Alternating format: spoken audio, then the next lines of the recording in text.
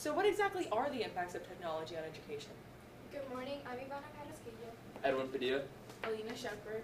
And Adriana Garcia Perez. One of the components of these ICT devices, like computers and smartboards that we use day to day, is phosphorus. As you can see here, phosphorus is a naturally occurring element which, when put into the environment, can set off the process of eutrophication. Eutrophication causes sediment to block sunlight of bodies of water, stopping photosynthesis. This can ultimately lead to the loss of food, the destruction of ecosystems, and bodies of water becoming hypoxic. Having this in mind, what could possibly outweigh this environmental cost? Technology in classrooms is becoming more and more dominant. As you can see, our high school has already gone digital. All of us have laptops that are assigned to us to do assignments at home and in class. We can work on the assignments at our own pace because instead of having to look up every 5 seconds at the board to see what the teacher is writing, you have the slides pulled up right there on your laptop just in case you get caught behind. In the year 2013 to 2014, there was 316,000 students enrolled in virtual school nationwide. In year 2016 to 2017, there was 1.2 million students enrolled in virtual school in just the state of Ohio alone. And that peak was in the year 2015, which is where Florida passed Statute 1003.4282 stating that students must take an online course to graduate high school because they noticed how important technology was becoming in education. Traditional classrooms are becoming less and more common because, as you can see, our high schools are already gone digital, as well as all OCPS and counties nationwide. Another one of the components of these ICT devices is sulfur. Sulfur is another element that naturally occurs in the environment, which can lead to smog in cities and acid rain. As you can see in this chart of the world sulfur production from 2015, the 3 countries with the highest sulfur production, China, the United States, and Russia, are developed countries which can and do put ICT programs in place into their schools. As Edwin previously stated, Florida passed this statute which encourages online education, which contributes to the production of sulfur in these countries.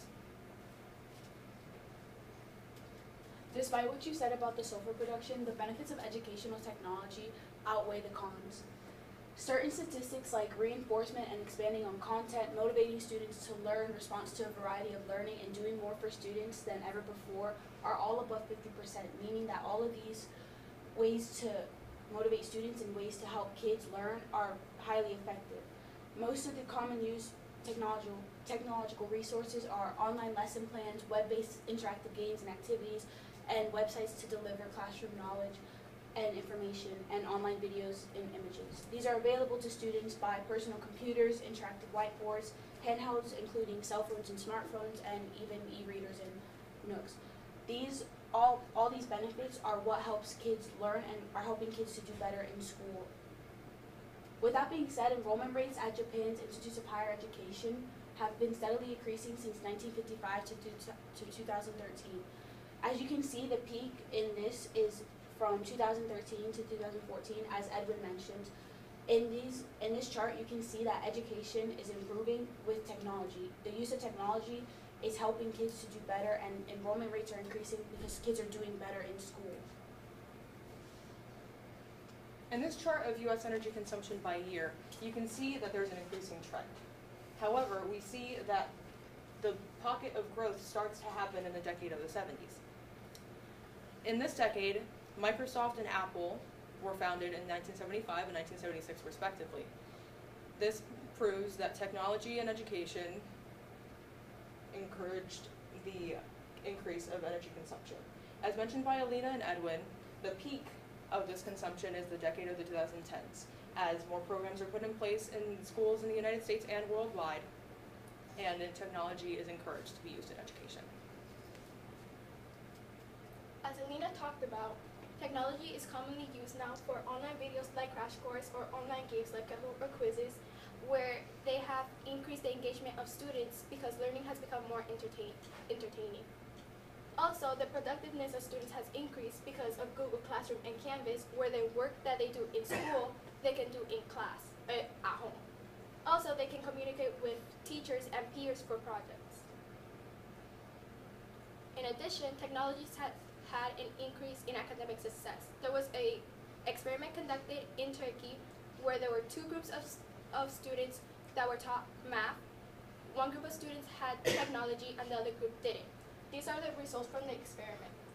Both groups had academic success, but the students who had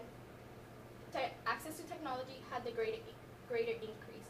As you can see, there are more beneficial ways technology has been like in school instead of negative. Are there any questions? Thank you.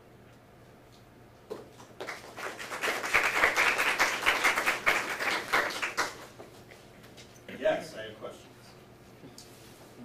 Alina, we'll start with you. Tell me one way that you benefited from other team members during this presentation. One way I benefited from other teammates in this presentation is with the research. So if I needed something, they would help me out, and they would help, if they knew something would go along with my lens, they would send it to me and say, hey, this might be able to help you. So I benefited from having multiple people, so I got things that maybe I wouldn't have found on my own. Thank you. Ronald, we'll do you next. How do you feel working as a group helped your own research? As a group, it helped my own research by what Alina said. They helped me with finding sources for mine, and also it helped me with my writing when they reviewed it and told me what I could fix. Thank you. Edwin, were there changes that you made to the presentation based on the group discussion? At first, I didn't want to use the future lens because I didn't think I was comfortable enough talking about it. But after seeing Adriana, Ivana's, and Alina's perspective through it, I just knew that future would transition smoothly using that into the presentation. So give me something specific that one of the three did. Like the enrollment in Japan, that was good because I implemented the charts of virtual school enrollment as well. All right, Adriana. It's the hardest question I have. What way do you think you improved your ability to work as a member of a group during this project? During this presentation, I actually think that we all improved a lot. We were able to help our team members find other sources, as Alina and Ivana said, but we were also able to find ways to work on time management skills, as we had established a group chat where we would meet certain days, have certain things done by a certain day, and I think that working in this group has helped me as an individual space my time out and to be able to have the presentation done correctly. All right, cool. Thank you.